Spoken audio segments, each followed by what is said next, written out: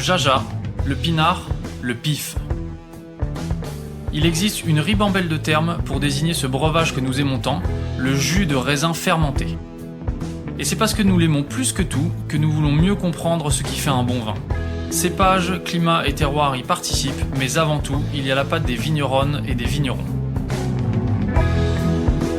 Je suis Romain. Je suis Florian. Je suis Antoine. Nous sommes 3 copains et nous vous emmenons à la rencontre de ces hommes et de ces femmes dans leur domaine pour les interroger sur la magie de leur métier et leur vie au milieu des raisins, des vignes et des barriques. Bienvenue à toutes et à tous dans le bon grain de l'ivresse. Regard croisé, première édition. Regard croisé est une table ronde réunissant les acteurs clés d'une catégorie autour d'un sujet de réflexion.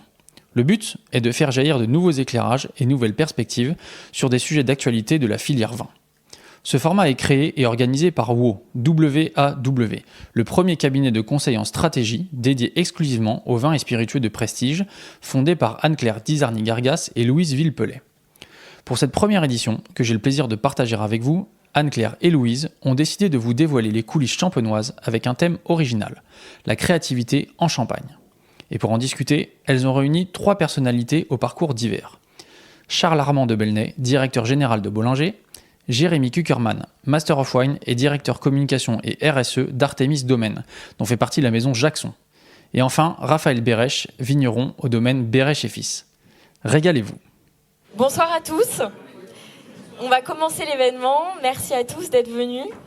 Ce soir, on va parler champagne, mais pas complètement comme d'habitude, à vrai dire. Normalement, dans ce genre d'événement, on a l'habitude de parler du champagne par le produit, donc plus à travers la bouteille, le goût, la technique, et attention, c'est super intéressant. Mais ce qui nous anime ce soir, c'est de vous emmener un peu dans les coulisses et de voir comment la magie opère en parlant de créativité. Et alors, parler de créativité, en réalité, c'est un peu lever le voile sur les petits secrets, les grandes inspirations des maisons, les dilemmes aussi qui jalonnent la route. Et c'est ce qu'on veut faire avec vous ce soir et avec nos invités, c'est-à-dire explorer un peu derrière l'étiquette et comprendre un petit peu finalement comment les idées se créent, comment on ose, comment on doute et comment on crée le champagne de demain. Et donc ce soir, nous avons la chance d'avoir 3 invités exceptionnels qui représentent chacun à leur manière les différentes facettes de cette créativité champenoise.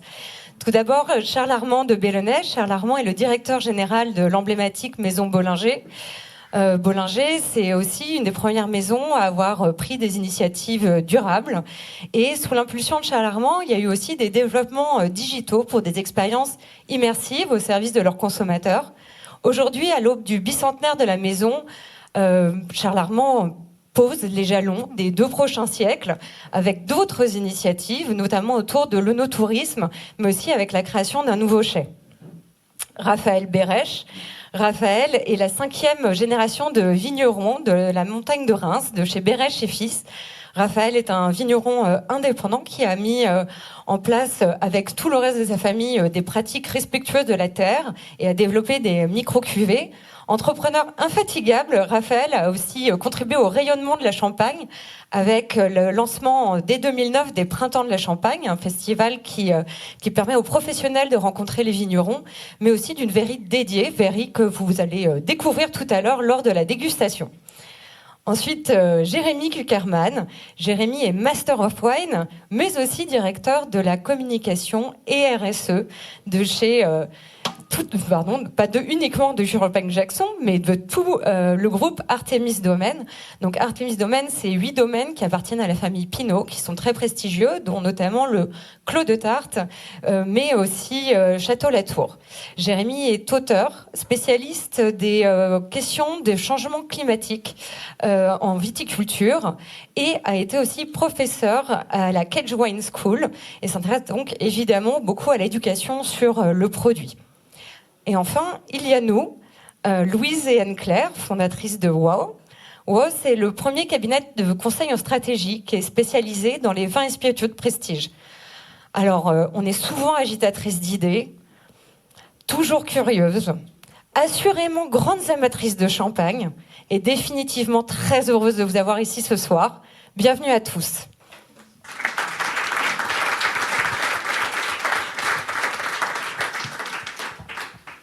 Alors, on va commencer nos petites questions par une question qui est un peu bête, mais qui est un peu pourquoi est-on ici ? En fait, si on avait fait cette table ronde il y a 30 ans, probablement qu'elle n'aurait pas eu le titre qu'on lui a donné aujourd'hui. Et ça aurait probablement été héritage en Champagne. Aujourd'hui, c'est vrai que la créativité occupe une énorme place, dans notamment la communication des maisons de Champagne. Et on aimerait savoir un peu ce que vous en pensez et l'explication que vous donnez en fait, à cette force de la créativité. Bon, pour démarrer, puis après vous compléterez, la créativité, elle est au cœur de la Champagne pour plein de raisons. C'est que déjà la Champagne a dû se réinventer plusieurs fois. La première fois, c'est finalement au moment de Louis XIV, quand malheureusement son médecin lui a demandé d'arrêter de boire du vin de Champagne pour passer au vin de Bourgogne, puisqu'à l'époque, la Champagne produisait essentiellement du vin rouge. Essentiellement du vin rouge, des grands vins rouges. Et d'ailleurs, on continue cette tradition, on continue d'élaborer des vins rouges, mais en fait, le médecin de Louis XIV a dit à un moment à Louis XIV, pour la goutte en particulier, il faut arrêter de boire des vins acides et il faut passer sur des vins plus généreux, plus ronds. Et donc, à ce moment-là, il est passé sur les vins de Bourgogne et la Champagne a arrêté de boire des vins rouges. La cour a arrêté de boire des vins rouges et donc la Champagne a dû se réinventer. Et c'est grâce à nos amis anglais que la Champagne, finalement, s'est mis à faire des vins pétillants, puis des champagnes, et trouver cette recette et de passer de vins tranquilles rouges à des vins de Champagne. Donc la région a été obligée de se réinventer et c'est probablement pour ça qu'en permanence, on recherche au niveau de la Champagne à se réinventer, à trouver de nouvelles idées d'un point de vue œnologique, d'un point de vue consommateur, d'un point de vue cible, d'un point de vue expérience. Donc voilà, je pense que c'est peut-être un point de départ qu'on a en Champagne. Oui, c'est assez intéressant parce que c'est quand même 1700, donc c'est pas vieux. Il y a eu 300 ans de valorisation, de savoir-faire, d'études, de travaux de la part des négoces, des vignerons, tout le monde pour vraiment essayer de faire le meilleur effervescent du monde. Donc ça, c'est quand même quelque chose de formidable. Et là, on peut dire qu'en 2025, nous représentons la Champagne seulement 7% des effervescents au monde, avec tout de même 56% de la valeur. C'est quand même quelque chose d'assez formidable et on peut en être fier. Alors, moi, je ne suis pas sûr que si on avait posé cette question il y a 30 ans, on n'aurait pas déjà parlé de créativité et d'invention. Je pense qu'il y en a eu beaucoup. Il y en a eu dans la maison Bollinger, par exemple, avec Lily. Il y en a eu avec la veuve Clicquot. Il y en a eu chez Jackson, avec Mémie Jackson, qui a inventé le muselet. Je pense que le procédé de fabrication du champagne est quand même beaucoup plus complexe que beaucoup de vins. Après, ce qui est différent aujourd'hui, c'est que déjà, il y a beaucoup plus d'acteurs. La Champagne a été pendant longtemps dominée par les maisons. Et il y a eu la révolution vigneronne. Raphaël en est un des exemples, je pense, tiré probablement par un Anselme Sélos qui a été le premier, à qui on doit effectivement cette embellie. Et je pense que ça a été une émulation positive pour tout le monde, puisque finalement ça a obligé aussi les maisons à se remettre en question, à être toujours dans cette quête d'excellence et pas se reposer que sur la marque. Et donc ça, c'était effectivement très positif pour tout le monde et c'est ce qui fait aujourd'hui qu'on doit être particulièrement créatif en Champagne. Et puis il y a aussi, il ne faut pas s'en cacher, même si la Champagne reste une référence internationale, aujourd'hui une concurrence internationale de plus en plus forte. C'est vrai pour la Champagne comme pour le reste. Donc évidemment, qui dit concurrence dit créativité, capacité à se réinventer, à se remettre en cause, et ça c'est très important. Et peut-être un dernier point aussi, si on regarde uniquement la Champagne, c'est une terre de résilience. C'est une terre qui a été ravagée pendant la Première Guerre mondiale, qui a été de nouveau fortement impactée pendant la Deuxième Guerre mondiale et qui a dû se réinventer en permanence. Les villes ont été détruites, ça a été détruit à 90%. Il a fallu se réinventer, retrouver une énergie. Avant, c'était quand même la Champagne, c'était un lieu finalement où on venait pour aller voir les tombes de ses ancêtres, qui était un lieu de pèlerinage. Et la Champagne a dû se réinventer complètement. Et c'est maintenant très intéressant de voir toute l'énergie qui existe. Et la Champagne qui est en train de se réouvrir, avec en particulier le classement de l'UNESCO, qui a apporté un grand coup de lumière sur la région. Et la région est en train de fourmiller d'idées pour accueillir à nouveau et se réinventer une nouvelle fois. Alors effectivement, il y a plein de choses qui se passent et on va tout à fait y revenir. Et j'aimerais bien rebondir sur ce qu'a dit Jérémy sur justement l'appellation Champagne, avec un cahier des charges qui est très précis, assez contraignant. Et comment justement on arrive à trouver un espace de créativité dans le produit au sein d'un cahier des charges qui est si contraignant. Parce que dans beaucoup d'AOC en France, on voit que des vignerons de la nouvelle génération décident de laisser tomber leur appellation pour pouvoir être plus libre de créer, d'avoir des nouvelles pratiques, de nouveaux cépages. Et c'est assez peu le cas. C'est même très très peu le cas en Champagne. Selon vous, pourquoi et comment on a un espace de créativité avec cette AOC et ce cahier de charge? Il y a une raison très simple, c'est qu'il y a beaucoup de régions dans lesquelles la marque n'est pas très forte. La marque Champagne est une des marques les plus fortes du monde du vin. Je pense qu'avec la Bourgogne, peut-être, ce sont les deux marques les plus fortes. Donc, abandonner la marque Champagne, c'est une hérésie. Et je pense que personne n'y pense. Après, il y a d'autres types de vins qui commencent à être produits. Je pense notamment, effectivement, aux coteaux champenois qui sont un retour vers le passé. Donc, on a effectivement beaucoup de bruit autour des coteaux champenois, donc les vins tranquilles en Champagne. Après, il faut aussi rappeler que ça représente 0,01% de la production. Donc, une goutte d'eau. Moi, je pense que l'avenir de la Champagne dans les coteaux champenois est intéressant, qu'il y a certainement un grand terroir, que ce soit au niveau géologique et que le changement climatique apporte aussi de nouveaux défis. Après, il faut aussi être conscient que le jour où on fera beaucoup de coteaux champenois et qui seront bons tous les ans, ça voudra peut-être dire que ce sera un défi de faire du champagne bon tous les ans. Donc je ne sais pas si ce sera nécessairement une bonne nouvelle. Le champagne est quand même né d'un vin qui était sur cette corde raide. Voilà, on est un peu sur une ligne de crête au niveau de la maturité. Et donc c'est avec un dosage, avec cet élevage sur lit, etc., qu'on fait naître cette magie champenoise. Si on bascule sur un vin qui est naturellement mûr, voire très mûr, on aura d'autres équilibres. Alors, je ne dis pas que c'est pas possible de faire de grands champagnes dans le futur, mais il faut aussi faire attention à cette promotion de vin tranquille au détriment du champagne, parce que aujourd'hui, la marque Coteaux Champenois, elle n'est pas aussi forte que la marque Champagne, et la marque Champagne, il faut la préserver. La marque Champagne est une référence internationale. Tout le monde envie le champagne et le prend comme référence. Le Coteaux Champenois va devenir une comparaison d'autre chose. Exactement, je trouve que les coteaux champenois, pour ma part, j'en produis depuis 2010, la maison Bollinger depuis plus longtemps.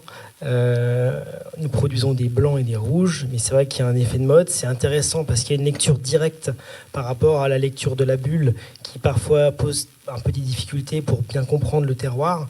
Donc le coteau champenois va donner un petit coup d'accélérateur à cette lecture, mais voilà, encore une fois, c'est une exception. Il n'y a que quelques parcelles par domaine aptes à produire des coteaux champenois. Ça demande une taille particulière, un rendement différent, et même si on en voit beaucoup, il y a très peu de coteaux champenois. Malheureusement, le cahier des charges coteaux champenois est très large et n'est pas assez précis pour le moment. Donc voilà. Oui, puis peut-être le cahier des charges, alors pour ceux qui connaissent pas, pour l'AOC, en fait, c'est avant tout un symbole de qualité. En fait, c'est une recherche de qualité. C'est la règle pour faire des très grands vins en Champagne. Et en fait, si le Champagne, c'est le vin des rois ou le roi des vins, c'est pas un hasard, hein. C'est parce qu'il y a une qualité qui est nettement supérieure, qui est liée au terroir, qui est exceptionnelle, qui est liée au savoir-faire, qui est liée au climat et qui est liée aux hommes qui ont permis ça. Donc, ce cahier des charges, finalement, nous permet tous d'avancer et d'avancer collectivement, puisque le niveau aujourd'hui des vins en Champagne ne cesse de progresser, et c'est grâce à ces cahiers des charges qu'on y arrive aujourd'hui. Donc, Et est-ce que, juste un point sur ce que vous dites, il y a quand même un acteur qui est quand même assez exceptionnel en Champagne, c'est la force de l'interprofessionnel. Et typiquement, est-ce que vous pouvez nous en dire un petit peu plus, peut-être, sur le travail de cet interprofessionnel pour faire évoluer ce cahier des charges, et qui fait, comme Anne-Claire le disait si bien, que dans d'autres régions où parfois, en effet, certains vignerons décident sciemment en fait, de sortir de l'AOC, quitte en fait à perdre le prestige, comme tu le disais très bien, Jérémy, en fait, d'une AOC, ça vous arrive pas aujourd'hui. Donc, on leur donne un bon point pour ça. Oui, je pense que c'est quelque chose qui est exceptionnel, le côté collectif, et c'est lié à une chose très simple. Les vignerons, globalement, ont le vignoble. 90% du vignoble appartient aux vignerons, et les grandes maisons de champagne ont les marchés au grand export. Donc on est obligé de s'entendre. On est obligé de s'entendre pour progresser ensemble. Et c'est la magie un peu en Champagne, c'est que les deux familles s'entendent particulièrement bien et travaillent ensemble au sein de ce qu'on appelle le CIVC. Oui, c'est vraiment une chance. Ensuite, ce CIVC aussi, il y a une démarche de contrôle en fait.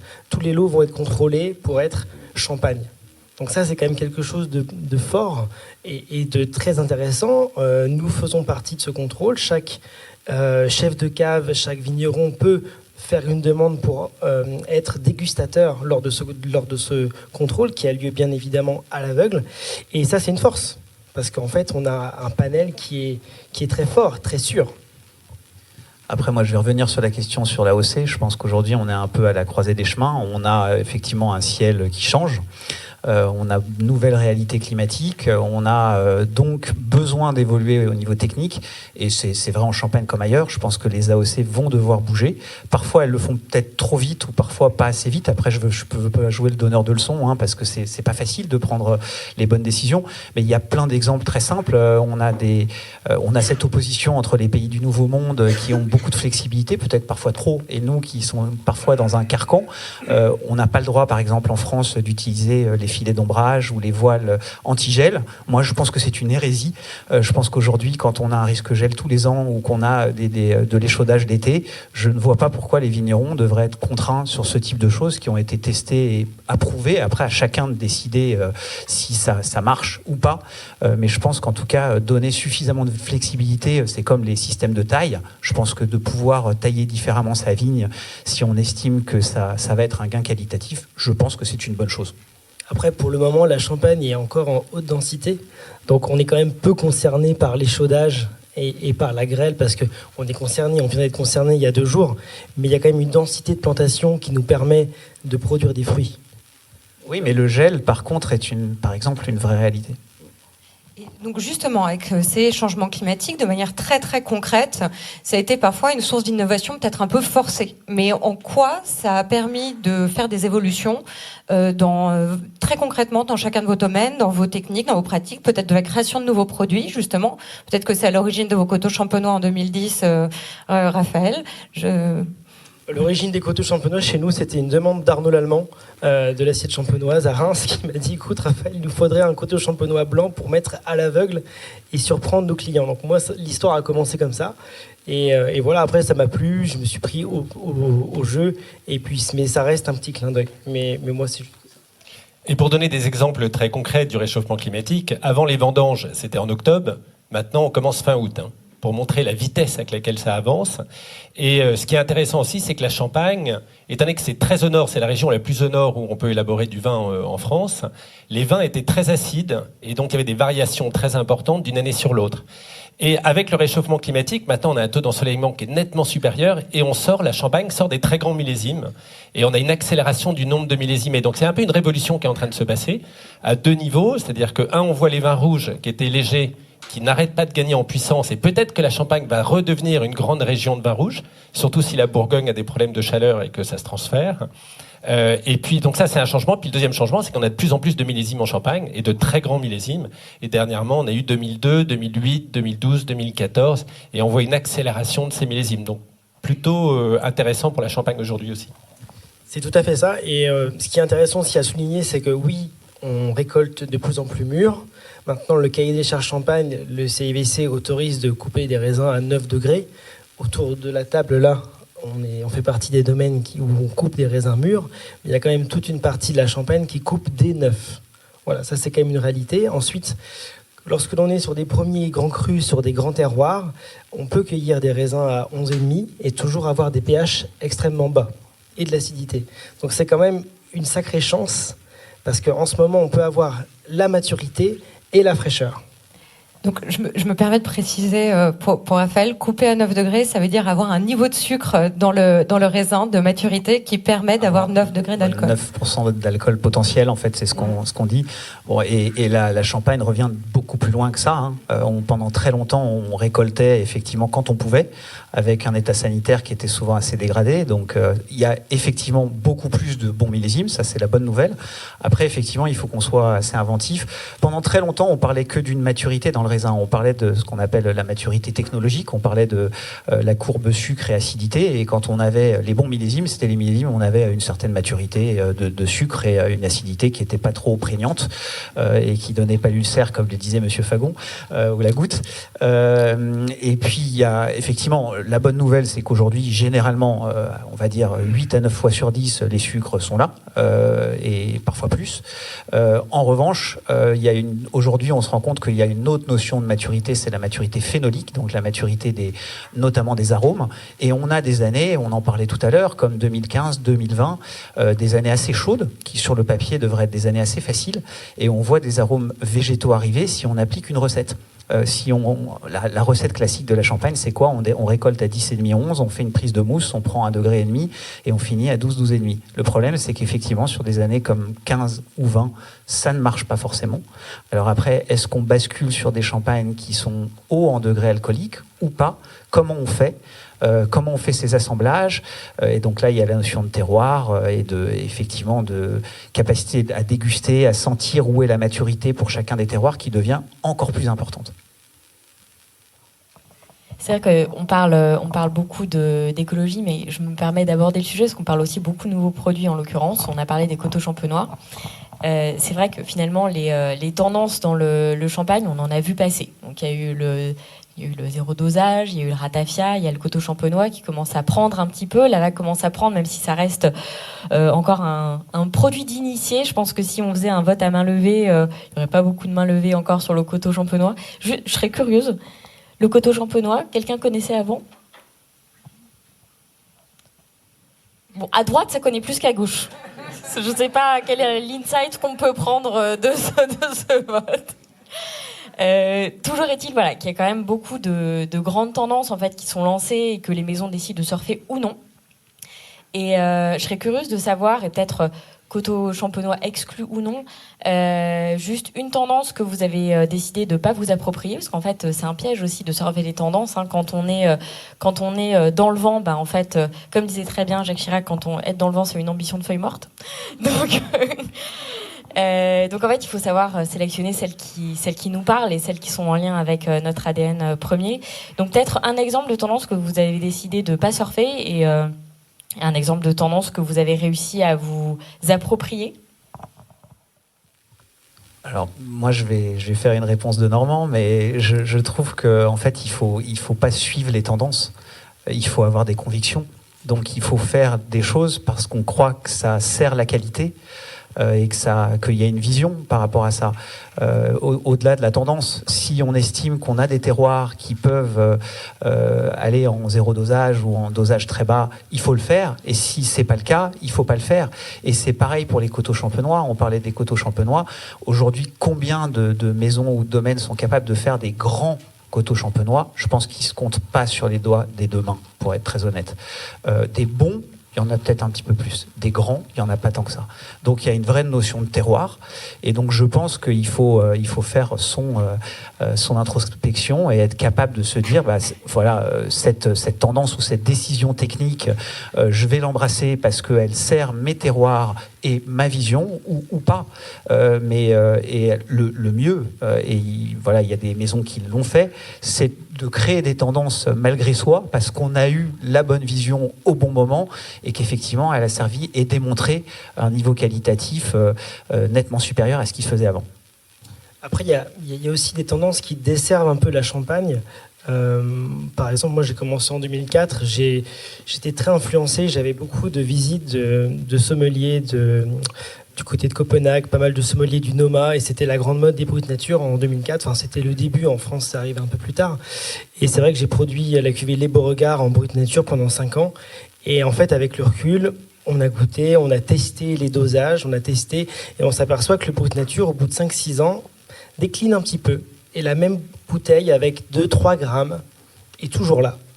Donc voilà, donc c'est encore une fois, il y a des choses dont on a envie, une tendance, mais c'est pas forcément la solution pour la Champagne, pour la grande Champagne.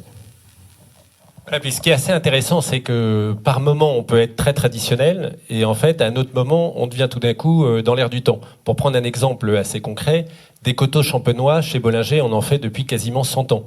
Donc avant, on était un des derniers Mohicans à avoir notre propre vin rouge, et maintenant, tout d'un coup, il y a une nouvelle tendance qui arrive. C'est la même chose sur les extra bruts. C'est quand même très amusant, l'extra brut. Madame Bollinger, qui était une des grandes personnalités de la maison, a lancé en fait un vin qui s'appelle le RD, qui était un extra brut. Et elle l'a lancé, le premier millésime, c'était le 1952. Et elle l'a lancé à l'époque, c'était un extra brut avec un nom, avec la date de dégorgement qui était mise sur l'étiquette. En 1952.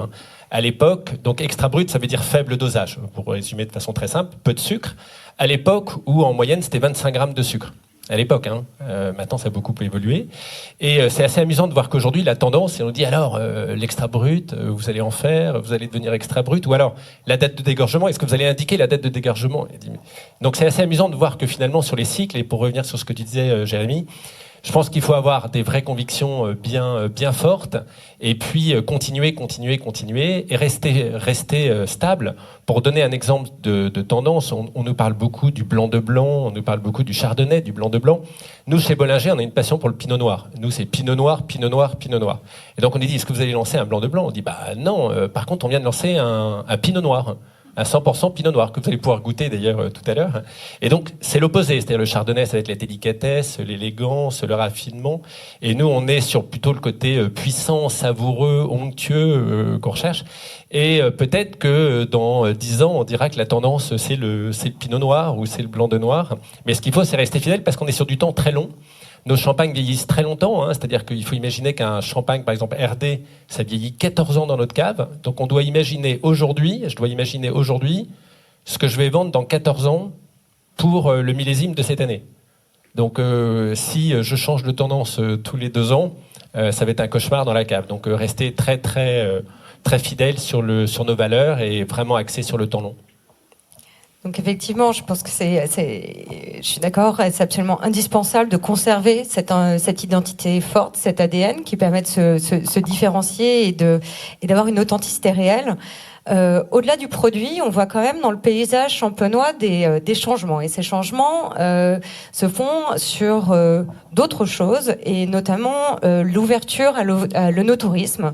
Donc ces grandes maisons qui étaient avant fermées commencent à s'ouvrir. Il y a des expériences différentes qui sont proposées. Les vignerons aussi ouvrent leurs portes, et donc il y a aussi la question du printemps des champagnes. Et c'est vraiment en train de changer le rapport que les gens ont aux régions productrices de vin, et plus particulier à la Champagne. Et j'aimerais connaître votre ligne de conduite, votre prise de parti, votre vision vis-à-vis de l'œnotourisme. Juste peut-être pour donner une anecdote, il y a un peu plus de 10 ans, j'étais en Corée du Sud, et à l'époque je m'occupais de Champagne, et donc j'ai invité des clients de Corée du Sud à venir en France pour venir visiter une maison de Champagne. Et donc ils étaient ultra excités à l'idée de venir en France visiter la Champagne, et ils étaient convaincus qu'en Champagne, il y avait Leonardo DiCaprio en veste blanche avec des grandes soirées dans tous les sens. Et puis ils sont arrivés, il pleuvait, c'était l'hiver, on était à Reims, à Reims et à Haï et Épernay, en fait toutes les maisons sont fermées le week-end, très souvent. Et il y a cette tradition en fait en Champagne, une fois encore ça a été une terre qui a été envahie, terre de résilience, donc assez peu très fermée, où tout était dans les caves, tout était concentré. Et donc il y a eu une révolution aujourd'hui, c'est que aujourd'hui toutes les maisons, petit à petit, tous les vignerons se sont mis à entrouvrir les grilles, à ouvrir, et on voit qu'il y a un potentiel énorme parce que c'est une région qui est magnifique, qui est à peine à une demi-heure de train d'ici, donc vous prenez une demi-heure de train. Les paysages sont sublimes. Vous avez des vignerons, vous avez des maisons, et en ce moment il y a une effervescence de projets et qui est probablement l'avenir de la Champagne, puisque c'est une région qui se redécouvre longtemps après la Provence qui a ouvert, Bordeaux qui a été une région pionnière en œnotourisme. On voit l'Italie, la Californie, et la Champagne est probablement une des dernières régions, un des derniers trésors à découvrir. Donc notez dans vos agendas pour les prochains week-ends un petit voyage en Champagne et vous allez être surpris par cette région qui est en train de se réveiller d'une façon assez incroyable. Ouais, puis je trouve que c'est assez important justement de transmettre cette idée du service du champagne, expliquer la lecture des terroirs, etc. Et c'est vrai qu'à notre niveau, nous on a embauché justement un sommelier pour pouvoir recevoir, parce que malheureusement je ne peux pas être partout, mais et en fait on se rend compte que le planning se remplit extrêmement vite. Et parfois, on se demande s'il faudrait carrément pas 2 sommeliers, quoi. Donc, s'il y a vraiment une grande demande, je pense qu'il faut savoir les recevoir, il faut savoir prendre le temps pour faire quelque chose de qualitatif. Et c'est vrai qu'il y a des pavillons qui s'ouvrent sur Reims, sur Épernay, sur Ailly. C'est quand même très joli et c'est une offre vraiment exceptionnelle, quoi.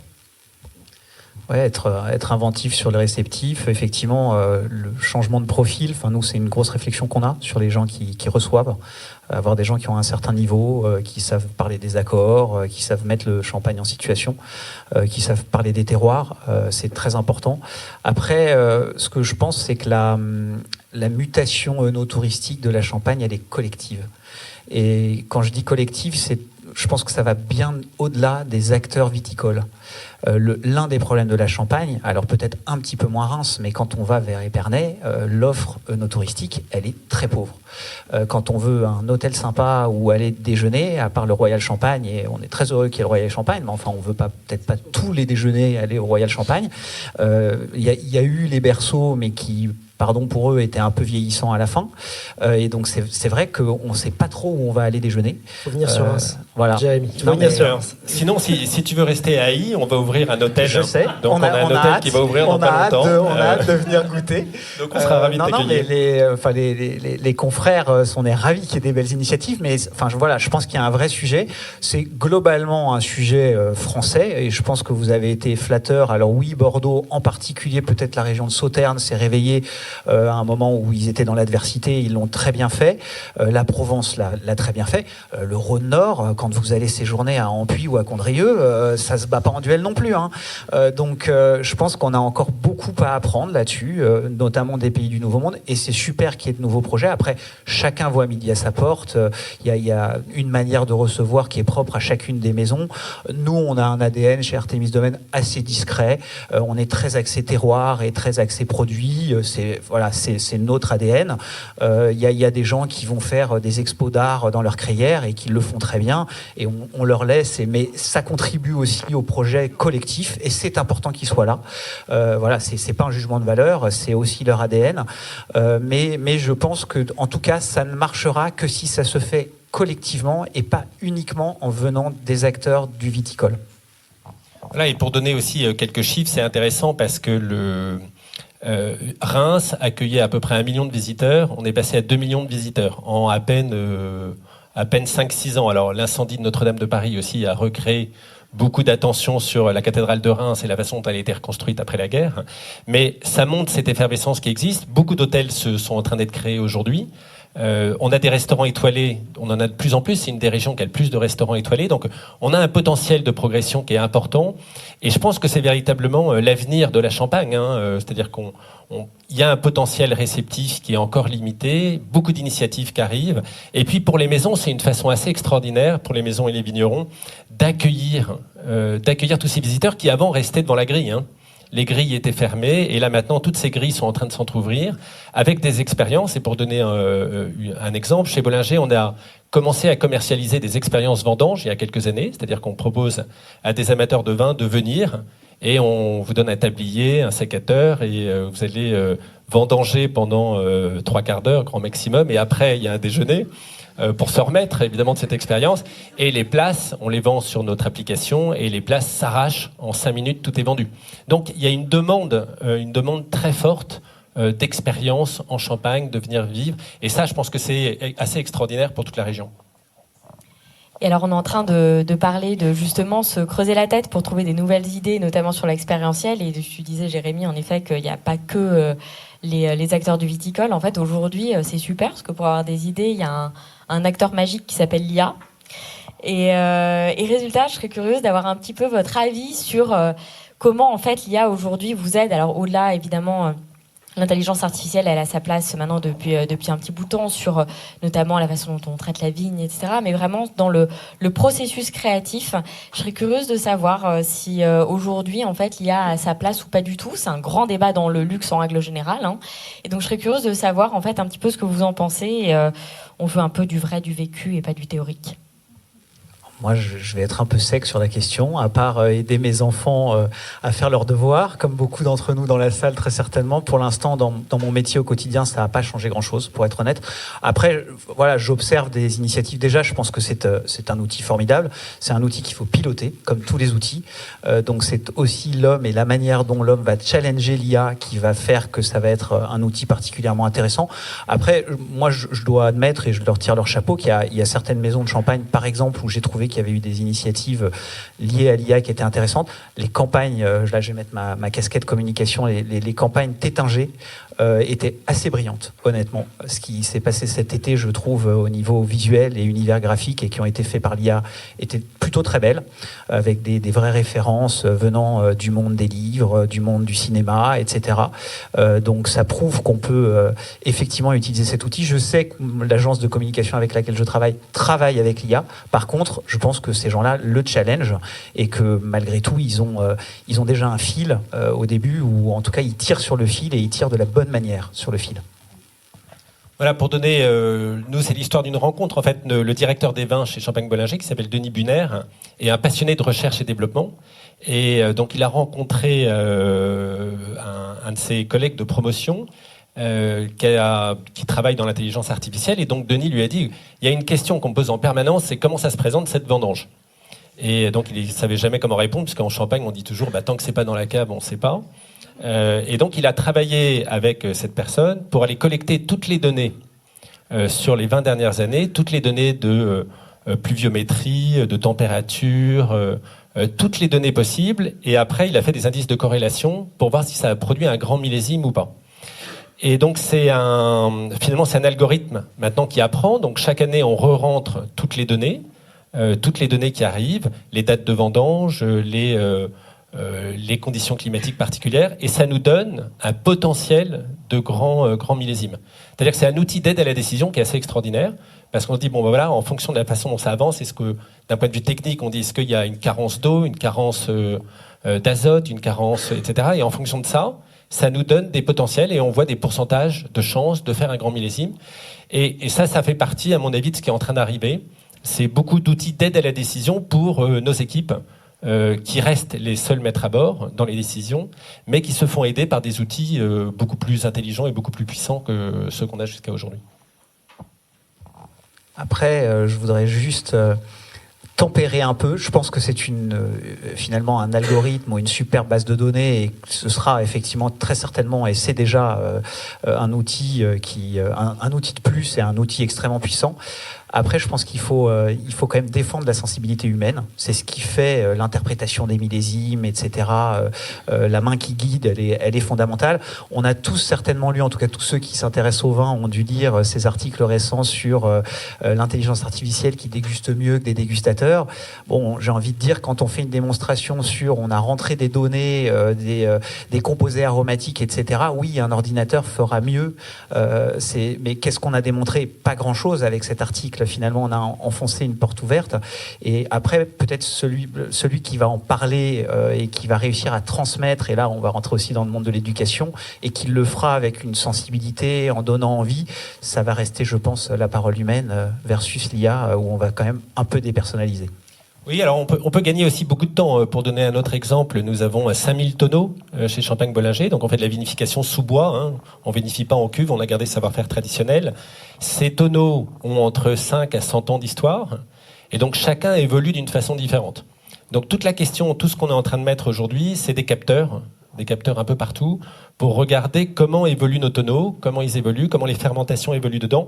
Et ça, aujourd'hui, il y a beaucoup de choses qui se font de façon instinctive, c'est-à-dire qu'on a notre responsable du parc de tonneaux qui passe, qui sent, qui dit « Oula, ça sent bon ici, on goûte ». Et tout ça sont des outils qui vont l'aider à identifier quels sont les tonneaux qui ont besoin d'être aidés, quels sont les tonneaux qu'il faut séparer.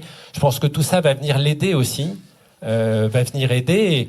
Et si c'est utilisé avec discernement, et je pense que c'est tout l'enjeu, si c'est utilisé avec discernement, alors c'est un formidable outil formidable outil à la Comme la disposition. viticulture de précision, effectivement, il y a un moment où on a compris qu'il y avait l'empirisme, c'était bien, mais que la variabilité dans une parcelle, si ça permettait d'être plus éco-responsable ou d'économiser de gagner du temps, d'économiser de l'énergie, c'était une bonne chose. Après, je pense que voilà, aujourd'hui, on a mis beaucoup autour de ces deux mots, intelligence artificielle. Ça va nous faire certainement gagner du temps, comme plein d'autres outils, mais ça ne remplacera pas l'homme, et il faut qu'il y ait l'homme comme guide. Eh bien, merci beaucoup pour cette conclusion sur la viticulture et la vinification de demain, qui promet d'être toujours plus précise, mais à laquelle il ne faut pas sacrifier l'émotion. Je voulais savoir s'il y avait des questions, éventuellement, dans la salle. Oui. J'avais 2 questions. La première question, pardon, j'ai un peu le tract. La première question concerne en fait les vendanges manuelles. Et c'est vrai qu'on a parlé de robotisation un petit peu, enfin on a amorcé un peu le sujet. Et savoir en fait si vous avez un peu cette réflexion de se dire que bientôt ce sera des robots qui pourront vendanger. Ou déjà on réfléchit à des robots qui font de la taille, enfin des choses comme ça, je crois que j'ai vu passer ça. Et la deuxième question concerne les cépages hybrides. Savoir où en était la réflexion sur le sujet. Parce que peut-être qu'un jour vous aurez envie de continuer à pouvoir trouver ce bon niveau d'acidité, voilà, balancé avec le sucre. Je peux faire un premier élément de réponse. Bon, les machines à vendanger manuellement, elles existent déjà. Elles sont effectivement pas utilisées en Champagne, mais pour plein de raisons, notamment parce que en Champagne, on aime presser avec la grappe pour avoir un jus plus pur. Donc, il y a des raisons techniques aussi. Bon, pour l'instant, à quelques exceptions près, c'est vrai que la très grande majorité des grands vins sont récoltés à la main. Je pense qu'il y a une raison. C'est que c'est quand même un peu plus doux, même si les vendanges mécaniques se sont beaucoup améliorées. Après, il y a des réalités économiques différentes en fonction des régions, etc. Et je ne juge pas, et on peut produire des bons vins en vendange mécanique, mais je pense que c'est une bonne chose, en tout cas en Champagne, pour des raisons à la fois techniques, philosophiques et de contrat de confiance avec le client, etc., de continuer à le faire manuellement. Et ça, c'est un des bons points, je pense, du cahier des charges de l'AOC. Après, sur les hybrides, bon, moi, je vais avoir un avis pour l'instant assez tranché. Je trouve ça très bien, la recherche variétale, de manière générale, et je pense que l'ampélographie et donc la qualité des cépages est une des réponses et qu'il faudra se poser des questions compte tenu du changement climatique. Après, je ne suis pas sûr que les hybrides qui sont quand même des croisements avec des cépages qu'on a bannis, même s'il y a une quantité infinitésimale de ces cépages dans le croisement, tirent vers le haut au niveau qualitatif pour l'instant. Et je pense quand même que nos beaux cépages ont encore beaucoup de résilience à offrir, et s'ils ont prouvé pendant des décennies et des générations qu'ils faisaient parmi les plus grands vins, je pense qu'il faut avant tout essayer de les préserver. Complètement d'accord. Pour rebondir sur la vendange mécanique, j'ai visité le domaine du Champ d'Éole en Belgique qui vendange à la machine avec une densité à 6000 pieds hectares, donc c'est à peu près, c'est assez proche de nous. La qualité des jus n'est pas la même en fait. Les champenois, depuis plus de 300 ans, on a beaucoup travaillé sur le fractionnement des jus. Et en fait, toute la Champagne presse de la même manière. C'est-à-dire qu'on va peser nos raisins avant de charger le pressoir. Dès qu'on aura 4000 kilos, nous allons pouvoir remplir ce pressoir. Et à l'intérieur de ce pressoir, on va séparer la cuvée et la taille. Donc ce qui est formidable, c'est que toute la Champagne presse de la même manière, c'est que tous les négociants vont acheter la même qualité de jus, entre guillemets, le même potentiel. Et en fait, cette cuvée, elle est très importante, elle va représenter 80% de la presse. Les 20% restants sont appelés la taille, c'est le dernier jus, le premier en cas de vendange altérée et le dernier jus de la presse. Et ce jus-là, il sera un peu plus taché, il sera un peu plus amer, un peu moins acide, un peu plus alcooleux, un peu plus vulgaire. Et quand on coupe à la machine, on fait 80% de taille. Donc de base, ce n'est pas possible pour faire un effervescent de qualité. Donc je pense que vraiment, les champenois ont compris ça. On le revendique haut et fort, une coupe à la main, et c'est vraiment très important. Une autre chose, c'est que la table de tri est interdite pour la récolte en blanc. C'est-à-dire qu'on va devoir avoir une main-d'œuvre qualitative, une main-d'œuvre qui va qui va être managé aux vignes pour... Le coupeur doit sélectionner la plus belle grappe. Donc voilà, donc tout ça, ça rentre pour moi dans cette démarche de qualité, de luxe artisanal. Enfin, c'est vraiment très très important. Oui, puis je pense que l'innovation est fondamentale, c'est-à-dire il faut rechercher, chercher pour continuer à nous adapter. Je pense que c'est fondamental. Et puis quand on voit, et avant d'abandonner la bataille, on regarde par exemple les cépages. Une fois encore, nous, on est passionnés de Pinot Noir, mais le Pinot Noir a une peau qui est beaucoup plus fine et donc réagit encore plus violemment au réchauffement climatique. Mais il faut se battre et mettre de l'innovation pour l'aider. Et on voit que la vigne, elle arrive à s'adapter, mais il faut l'aider. Pour donner juste un exemple, avant, il n'y avait pas d'herbe dans les vignes. C'était traité avec des herbicides, ce qui était le cas, ce qui peut encore être le cas dans certains endroits. Le fait d'arrêter les herbicides et d'avoir remis de l'herbe juste dans les vignes, ça fait baisser à peu près d'1 degré la température au sol. Donc, il y a des solutions basiques. Autre solution sur les problèmes d'eau, au lieu de planter les vignes dans le sens de la pente, avec des écoulements d'eau du coup qui sont assez importants, on va potentiellement regarder des plantations qui seront horizontales pour retenir l'eau, comme ça existe déjà dans un certain nombre d'endroits. Donc je pense qu'il y a plein de questions qui arrivent comme ça. On regarde les vignes semi-larges. Est-ce que faire des vignes plus hautes, créer des effets d'ombre, ça peut être intéressant. Donc je pense qu'il faut mettre toute notre puissance d'innovation pour aider les cépages existants.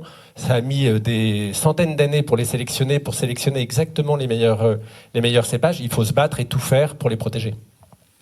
Pour parler de créativité, bon, les hybrides, ou Piwi comme leur petit nom, on les a surtout inventés contre la pression fongique. Nous, on teste des outils qui sont effectivement des choses assez récentes, notamment on teste les UV. Il y a des UV où on est sur un certain niveau d'onde. Alors c'est comme la recette du coca, ils veulent pas donner, mais nous on a acheté une machine qui avec des rayons UVC pour être très précis, va renforcer les défenses naturelles de la plante pour mieux lutter contre le fongique, pour faire baisser les doses de cuivre, etc. Et donc on a fait des tests. On a fait des tests avec l'UV sans traitement, avec l'UV avec traitement, avec l'UV en bio, pas en bio, etc. Et effectivement, on a constaté, alors quand il n'y a pas de traitement, pour être très honnête, il y a un moment où ça se dégrade, mais ça se dégradait beaucoup plus tard quand on avait fait les traitements UV. Donc au début, on n'y croyait pas particulièrement, on avait besoin d'être convaincu, comme tout le monde, et on a vu que ça avait un effet réel sur les protections naturelles des plantes. Donc on a acheté une machine, et donc là on est effectivement dans la pure créativité, et je trouve ça mieux que la manipulation génétique en allant utiliser des cépages, encore une fois, qu'on a bannis parce qu'ils faisaient des vins qu'on trouvait vraiment pas bons. Donc philosophiquement, je trouve ça un peu mieux. Merci beaucoup. Est-ce qu'il y a d'autres questions ? Oui. Bonsoir. Vous avez donné un angle à ce propos qui est la créativité dans le champagne. Est-ce que pour vous, cette créativité est perçue par le consommateur et là, je ne parle pas forcément de cette salle, mais plus généralement du monde. Et est-ce qu'elle est en fait un objectif en soi ? Et ensuite, est-ce que c'est ce que les gens attendent ? Et ensuite, j'ai une deuxième question, qui vous avez mentionné des chiffres qui disent qu'en fait le champagne est une toute petite partie des effervescents avec une très grosse part de marché valeur. Cette créativité sert à quoi pour vous ? Est-ce que l'idée c'est de démocratiser le champagne et faire qu'il y ait davantage de gens dans le monde qui boivent du champagne, ou au contraire de réduire cette niche et de premiumiser et d'aller de plus en plus haut ? Bon, peut-être pour rebondir sur la question de la créativité, est-ce qu'elle est perçue ? Non, je pense pas. Je pense pas. Je pense que 90% de ce qu'on fait, déjà beaucoup de créativité est sur la partie technique. Donc en fait, on met énormément de créativité pour que rien ne change et que le champagne soit toujours aussi bon. Donc tant que ça se voit pas, entre guillemets, ça veut dire qu'on fait bien notre travail. Je pense que là où elle se voit, c'est essentiellement aussi grâce au pouvoir de certaines très grandes marques. Je pense qu'on a des grandes marques, en particulier, vous en connaissez un certain nombre, des marques comme Dom Pérignon, des marques de ce type-là, qui ont une puissance créative extrêmement forte aussi, et qui du coup tirent la locomotive champagne dans le monde. Je pense qu'il y a eu beaucoup de créations, de collaborations. Nous, chez Bollinger, on a un partenariat avec James Bond, par exemple, qui donne beaucoup aussi d'ampleur et de désirabilité. On essaye d'apporter notre touche de créativité. Donc je pense que cette partie-là est vue, probablement, grâce à certaines très grandes collaborations où il y a beaucoup de créativité, des rencontres avec des créateurs. Celle-là probablement touche, par contre tout le reste, qui est le gros de l'innovation chez nous et le gros de la créativité, ne se voit pas aujourd'hui, très concrètement. Ouais, je rajouterais, mais je suis complètement d'accord. Je pense que la créativité, communication et marketing est perçue, et à juste titre. Je pense que le packaging est aussi, soit peut-être si on compare aux spiritueux qui sont bien plus innovants que le monde du vin, vous me direz que j'ai tort, mais globalement par rapport au reste du monde du vin, il y a un peu plus de créativité au niveau packaging en Champagne qu'ailleurs, et ça je pense que le consommateur le voit. En revanche, sur la partie technique, je pense que si on arrête quelqu'un dans la rue et qu'on lui demande déjà de nous expliquer comment on fait du champagne, il aurait beaucoup de mal, 9 personnes sur 10, et encore je suis gentil, auraient du mal, et je le comprends parce que c'est parce qu'on leur demande. Après, pour répondre à la deuxième partie de votre question, est-ce qu'il faut démocratiser ? Alors moi je crois pas. Bon, on est évidemment content quand il y a plus de consommateurs, mais ce qui fait la force du champagne, c'est que c'est la boisson des moments exceptionnels. C'est la boisson de la célébration, donc c'est ça qu'il faut préserver. Et alors là où il y a un enjeu, mais il est vrai pour l'ensemble du monde du vin, c'est de reséduire les jeunes, ça c'est sûr. Donc là, il faut qu'on se pose des bonnes questions. Le champagne est réussi peut-être un peu mieux que d'autres pans du monde du vin, mais là, il faut qu'il y ait une réflexion collective pour qu'on continue à attirer les jeunes, ça c'est sûr, et qu'on soit créatif. Merci à tous, merci Charles-Lamont, merci Ravel, merci Jérémy, merci à tous.